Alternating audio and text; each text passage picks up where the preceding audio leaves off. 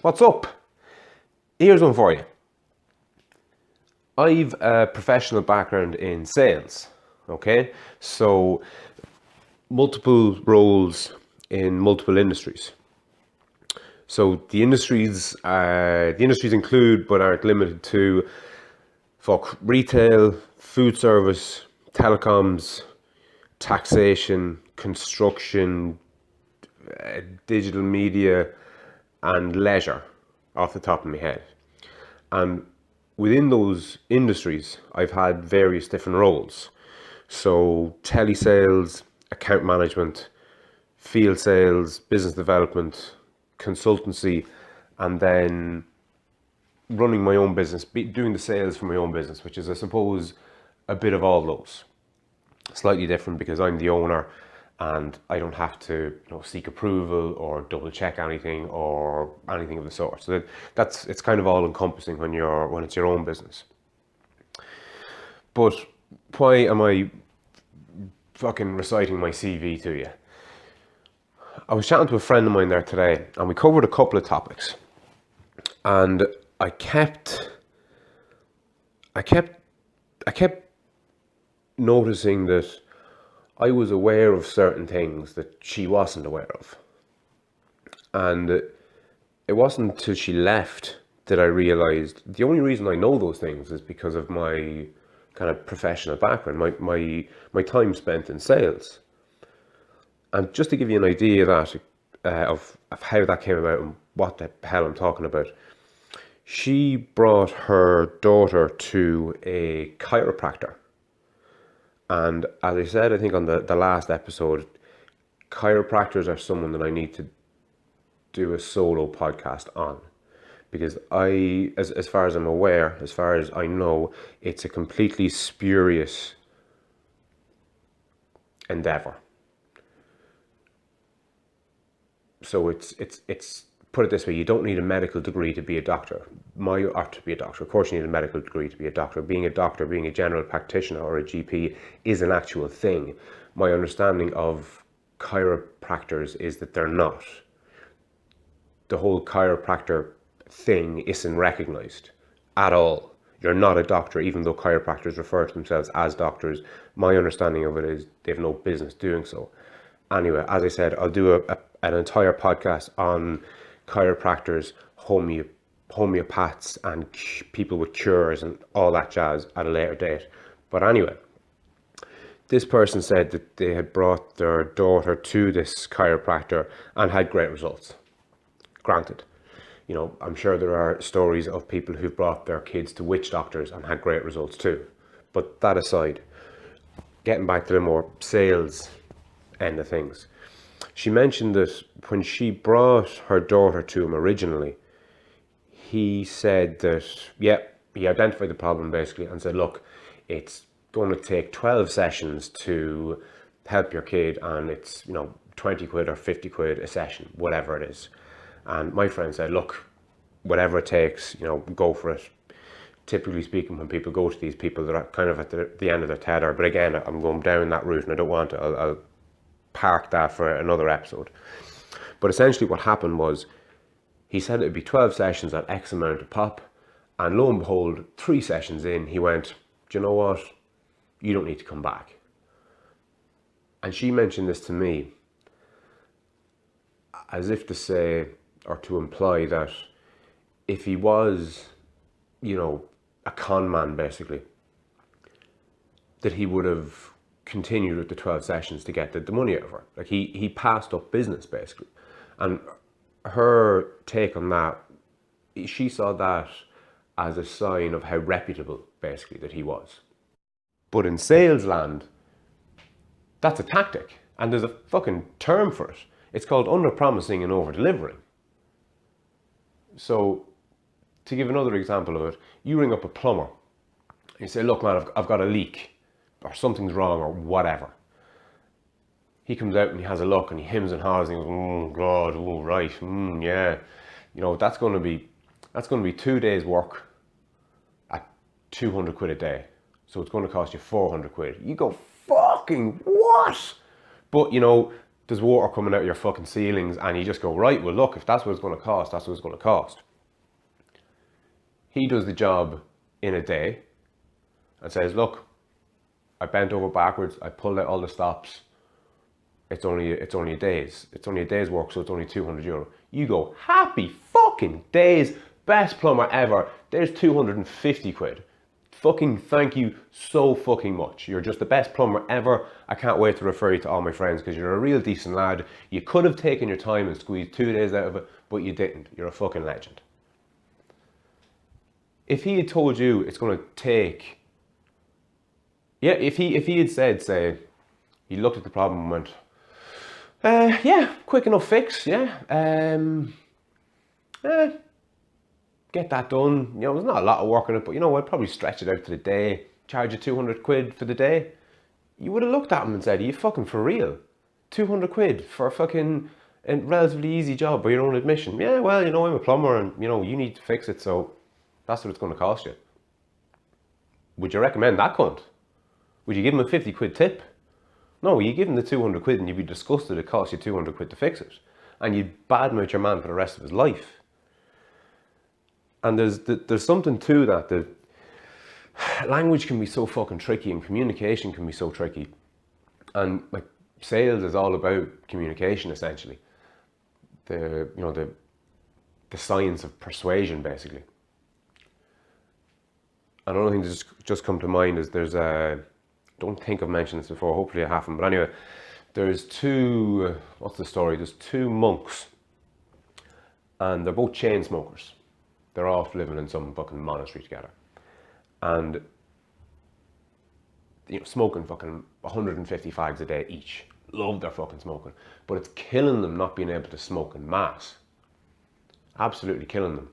And, you know, they have to go to mass and pray for fucking 5 hours every day. And it's just they're not being able to smoke. And both of them at the end of their tether. So they both go to their respective superiors, say, and, you know, they're going to ask basically, can they smoke in mass? Like, can they smoke while they're praying? So they go off to their respective superiors and come back the next day. One lad has a big smile on his face. The other lad's fucking depressed out of his head. So the lad that's smiling goes, what the fuck is wrong with you? He said, what do you think's wrong with me? I asked your man, could I smoke while I prayed?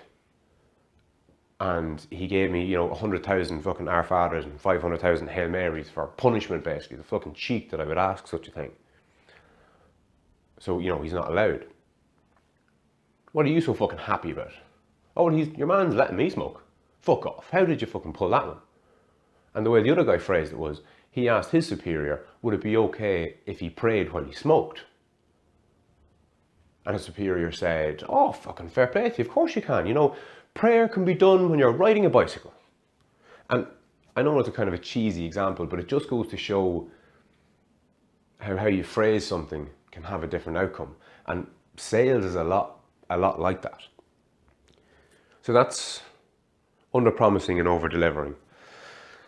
The emotional response is another thing. It's not something that I really ever had to deal with in the work that I did. Maybe I could have used it, or maybe I wasn't aware of it at the time, I don't know. But I saw a brilliant yet horrible example of it only recently, only within the last couple of days. And it's an AIB ad. Allied Irish Bank, our good old buddies at AIB. And the ad is, I think the mother is holding her, she could have her hands over the kid's eyes, or she could be making the kids close their eyes, and then she goes, you know, now open your eyes, or something like that. And the kids open their eyes and they're like, ah! And you can just see their little innocent faces light up, and it's what you want to see as a parent. That's what you want to give your kid, you know, 24/7 if it was possible. And they go running off, and the camera follows them. And, you know, there's this big, extravagant treehouse at the end of the floor. Treehouse or play centre thing, whatever the fuck it is. And then it comes up, you know, then it cuts back to the mother and the father, and they're both there kind of smiling to themselves, you know, fucking chuffed with how fucking great they are. And the kids are, hey, all fucking singing and dancing and hugging each other and jumping up and down and going up and down the stairs and down the slide. And it's all happy families. And then it's, you know, loans of €1,000 approved in 15 minutes or whatever the fuck it is.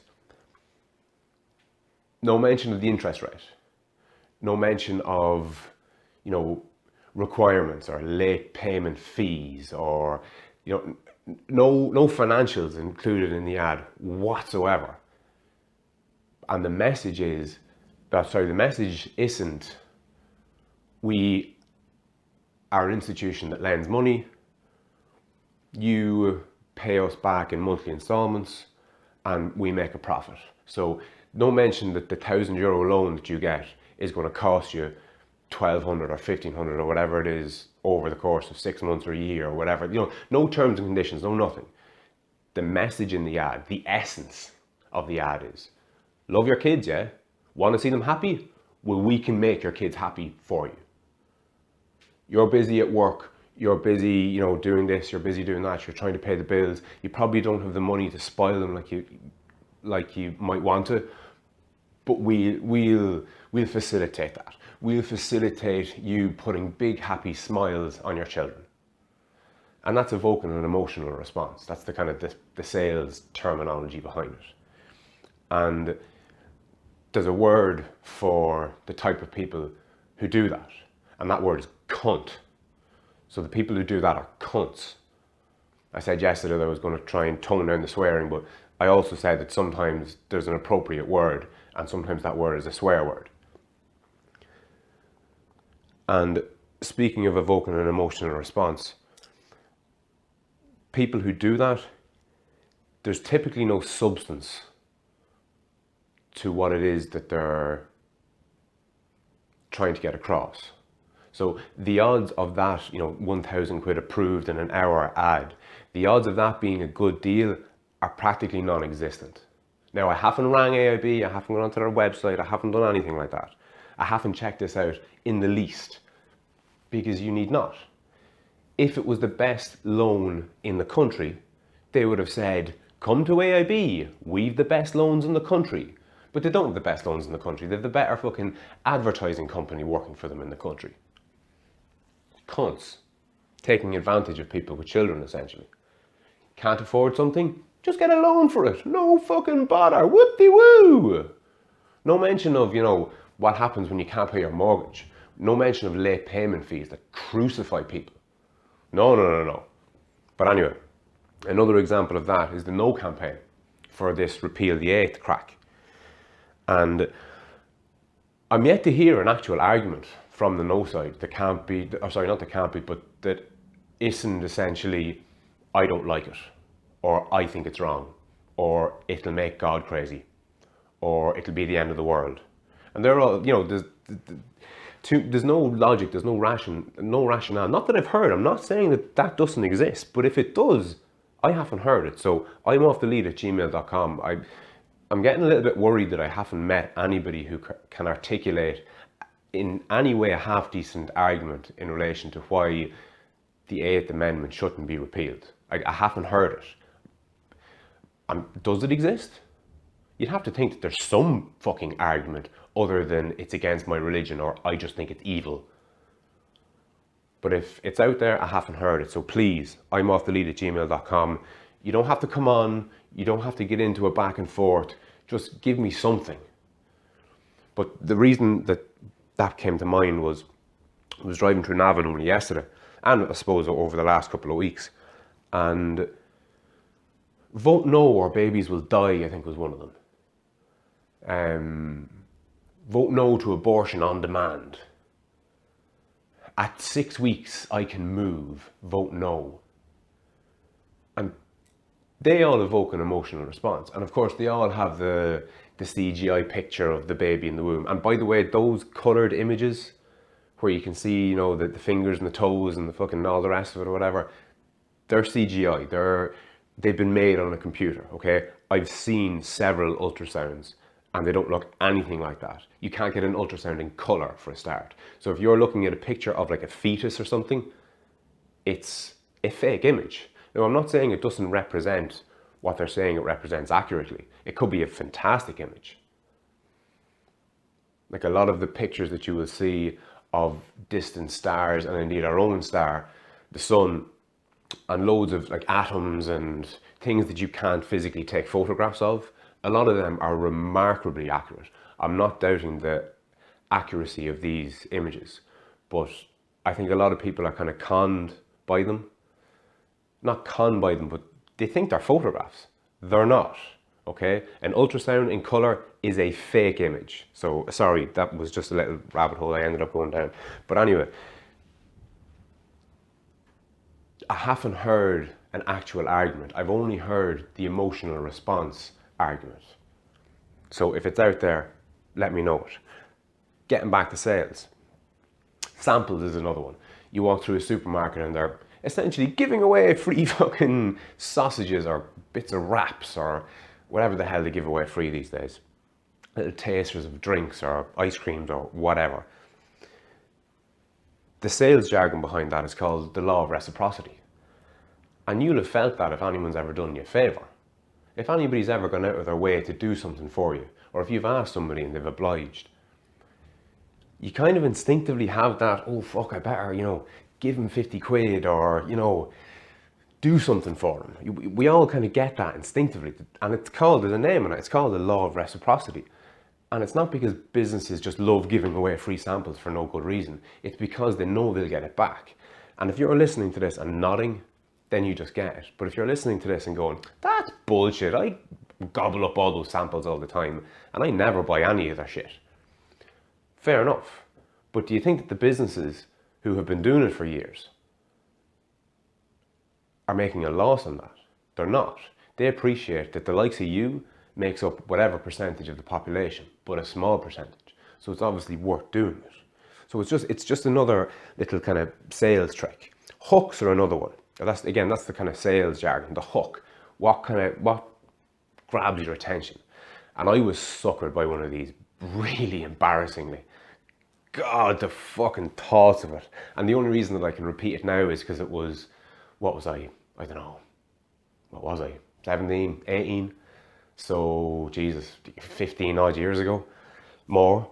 I joined Jackie Skelly's in Navan, a gym in Navan. And I joined because they had a huge big sign outside saying no joining fee. And me, in my innocence, thought that meant no monthly membership fees. So in I went looking for my fucking free membership essentially. And your mum goes, no, that's no joining fee. Like there's a monthly price. And I, in my innocence, went, oh yeah, well no, of course, yes, yeah, no, yeah, I know, obviously, oh God, yeah. Not to look stupid, even though she was probably sitting there going, this is a fucking sucker and a half coming in here looking for free membership. And what did I do? I signed up to fucking 60 quid a month. And, as it happens, kept it for about 2 fucking years. As you do. Back in the day, good old days, boom time. But anyway, that's a hook. That's just to get you in the door. And another example of a hook, I think I mentioned it in a previous episode, was, I think it was a Vodafone ad. And it was, unlimited calls, unlimited texts, 1 billion gig of monthly download and international calls and free texts and roaming and all the rest of it, only 25 quid a month. I was like, whoa, that got my attention. I was like, holy shit, that's good.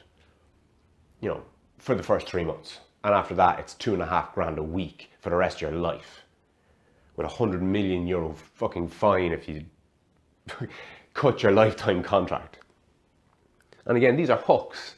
These are things to just to get you. They get you on the end of the line and then they spend the next whatever amount of time it is reeling you in, basically. Limited offers are the same.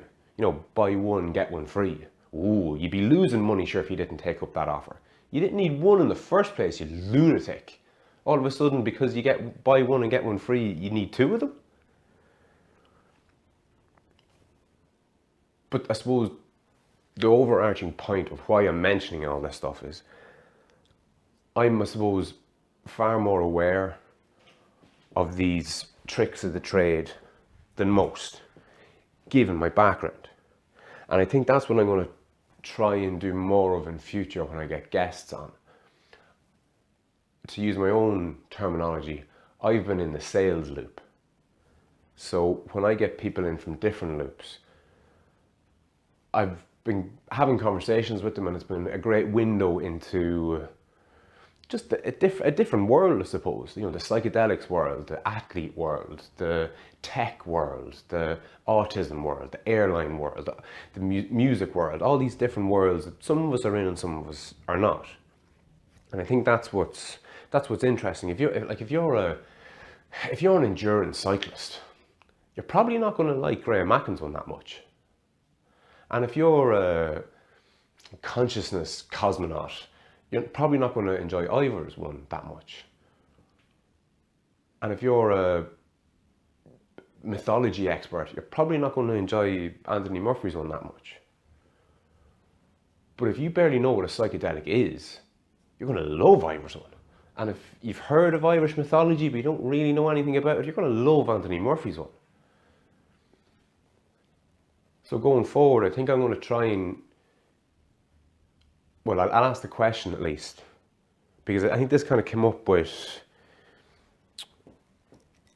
the name escapes me, Jesus Christ, he was my last guest. It's always the way, isn't it? Robin and Oscar are his kids, but I can't remember the man's name. Hilarious. He's an air traffic controller. I remember both his kids' names and his occupation, and the man's name escapes me. Donal. Jesus. I said it to Donal. I asked him what were the misconceptions that people had in relation to kind of airlines and travel and all that kind of crack, and indeed autism. And he told me a couple of them, but that's one thing that I haven't asked other guests. And I think that would be a good one, because if, hypothetically, if I was a guest on, you know, the Off the Lead podcast, if this wasn't my thing and somebody had invited me on and I was in the sales loop, I'd be able to talk about, you know, under-promising and over-delivering, evoking emotional responses, the law of reciprocity, hooks, limited offers, and all the little tricks and tips that people in the sales loop would know. And it just, I suppose it has inoculated me to being suckered in by a lot of different things. And I see people, you know, spending money on stuff and getting hooked in by like ideologies and, you know, just different kind of belief systems and that, and kind of looking at them and going, how do you not get that? Without thinking to myself, the reason they don't get that is because they don't have fucking 15 years sales and business development experience. So moving forward, I think that's something I want to try and do with future guests. Another thing that I've been kind of wary of is I keep saying that I'm going to get back to stuff, and I keep saying I don't want to talk about that now until I get my thoughts in order, and that's never going to happen. But what might be a good halfway point to that would be to start up a blog. And even when I said the word blog, I noticed myself go, blog. You know, and you know, bloggers. I don't know why, maybe this is just me, or maybe everyone gets what I'm talking about, but there's something about blogging and bloggers and blogs that just makes me go, ugh. I don't know what that is. Even in relation to me writing one, there's just this kind of, oh, bloggers, fuck off. I genuinely don't know where that comes from. But anyway, I'm thinking of starting a blog. So the idea being that it will be called Off the Lead and in Writing. And the idea of that would be to pick something that I've spoken about before. Say, let's say the sales thing, or say my views on abortion, or my views on euthanasia, or my views on whatever it is. And really, you know, really kind of finalize them and put them in writing, because as I mentioned in another recent podcast, when you write, I think you slow down your thinking process and you can get your thoughts in better order, because you can, whatever thoughts are in your head, you can put them on the page, and then the next day you can come back to them and tweak them, and then the next day you can come back to them and tweak them, and over the course of maybe a couple of days or a couple of weeks, months or years or whatever the timeline is, you basically nail down how you think about something, and then that can be published. And it'll be in writing, basically. So instead of me saying, look, I've spoken about this in the podcast, I don't know what podcast it was. It was, you know, listen to the fucking 80 odd hours I've had up there and you'll stumble across it somewhere along the line. But if I was to write a blog entitled My Thoughts on Abortion, you know, I wouldn't have to tell people, oh, it's thereabouts. I think it's between episode 20 and episode 26. It's thereabouts that window. So listen to them all and you'll stumble across it somewhere. No, I'd be able to direct people to exactly what it is, and I'd be able to direct myself to exactly what it is. So if I write something this year, I'll be able to maybe reflect on it last year and maybe edit it and maybe update it. And it will give, ideally, it will give people a chance to read it and then get back to me and say, look, they've copied and pasted the paragraph that they object with. I object with this, and this is why I object to that. Because a couple of people have essentially misquoted me. They've said that, yeah, I was listening to what you said in the podcast there the other day, and I don't agree with you. But then when you get into it, it's not really what I said at all. But if it was in writing, then, you know, as the saying goes, it'd be in writing. So I'd be very interested to know whether or not a blog would be something you'd be interested in. I'm going doing it anyway, but I don't know. I can't get enough feedback. I really can't. And positive and negative. And I'm going to do my best to just do as I please, really, because if this isn't, I don't want this to turn into work. I want this to be, I suppose the solo episodes in a large part and the conversations are about, I suppose, sick bag at the ready personal development. And I'm broadcasting my own personal development. And hopefully the people who are listening to this regularly are on their own kind of personal development journey. And if you've learned something, or if you've, I don't know, maybe you've changed your opinion on something, and maybe I've touched on the topic, or maybe I haven't, but let me know. So thoughts, comments, queries, all the rest of it, recommendations, imoffthelead@gmail.com will get me directly.